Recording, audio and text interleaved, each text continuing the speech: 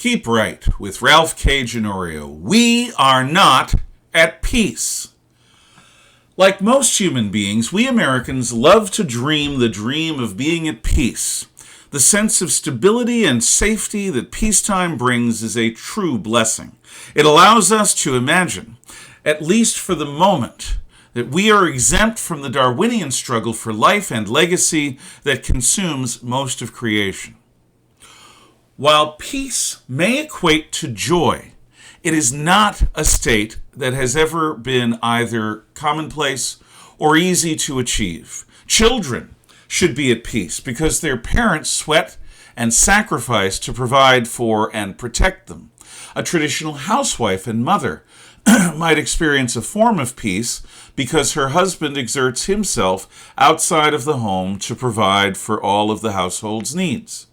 In a nation that has law, order, trust, and common values, civilians can feel at peace because their lives, liberties, and property are under the protection of the military from foreign threats and the police from domestic ones. Quote, "People sleep peaceably in their beds at night only because rough men stand ready to do violence on their behalf." George Orwell. The United States, along with most of the English-speaking world, has for most of its history been constituted in such a way as to provide maximal peace for most of its people for the vast majority of the time.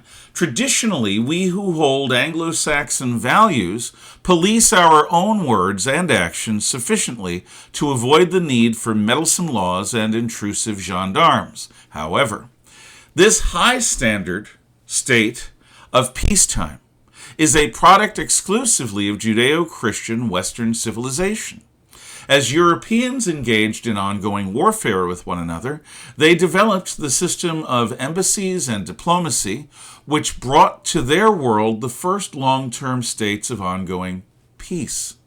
War has since become a unique state of affairs, self-evidently different from the norm of peacetime, when all of the restraints of civil life could be overridden in order to achieve victory over a deadly foe. Human affairs cannot long exist under the conditions of anarchy and violence that is full-scale war. Europeans took ideas of peace treaties from times long before Europe emerged as a unique society.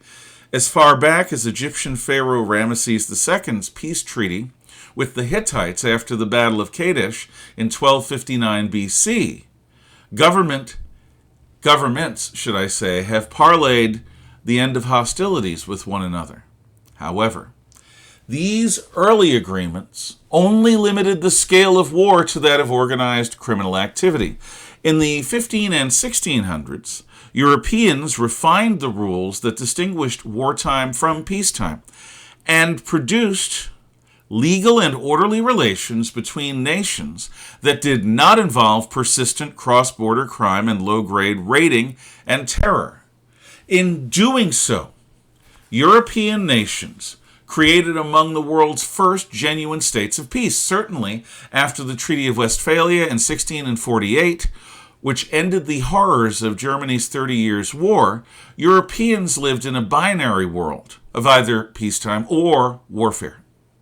This high order of peacetime relations, unmarred by persistent low levels of international violence, was never the norm outside of the Western world. In the Islamic Middle East, South Asia, Southeast Asia, and East Asia, civilization shared borders with savages. Barbarians never truly made peace. There was always kidnapping, rapine, theft, and murder to be done on a tribal scale. As non-Western societies came into routine contact with the West, and to an extent with one another, there tended to be levels of mutual interference with one another that we in the West would consider to be acts of war. Understanding this is key to understanding the behavior of many of America's foes on today's world stage, particularly the Chinese Communist Party.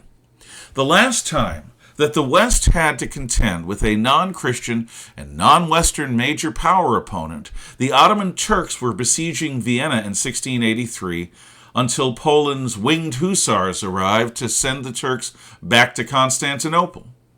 Before that, it was also Once again, before, the Ottomans trying to take Vienna in 1529. And before that, it was the Mongol Empire defeating the Hungarians at the Battle of the Sejo River in 1241.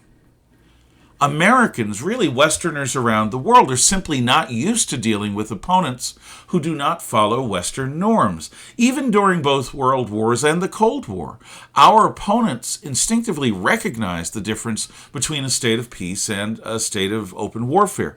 Certainly the National Socialists and Soviet Communists did not always adhere to these distinctions, nor any other standards of humane conduct. But they did understand when they were crossing the line of war and peace. This is absolutely not true of America and the West's enemies today. The Chinese Communist Party and its cat's paws in North Korea, Russia, Iran, Cuba, and Venezuela, just to name a few, accept no standards of peacetime restraint. The Islamist terrorists in Beijing's orbit have considered themselves to be at war with the United States since the U.S. intervention to protect Israel in the 1973 Yom Kippur War. So this also is with the Iranians and with communist revolutionaries across the world, including the so-called Antifa terrorists here in the United States. The Chinese Communist Party is currently waging a low-grade war with the United States. They are behind the mass smuggling of fentanyl into the United States. They have been caught building massive SIM farms here in order to blank out our electrical power and communication systems, and they're funding every bad actor around the world. Their funds stream through groups all across the West, which bring discord to levels that could result in civil wars. They are constantly attacking our internet networks. China's communists are at war with us. That means whether we like it or not, and whether we recognize it or not, we are at war with them. Let us not repeat the mistaken dreams of peace of December the 6th, 1941, or September the 10th, 2001. Let us not follow the ostrich in stubbornly refusing to take our heads out of the sand and face this harsh reality. We are at war with the Chinese Communist Party. Let us not wait until they strike us with massive ordnance as they cross Taiwan Strait to acknowledge this. Let us wake up to reality. Thank you for listening.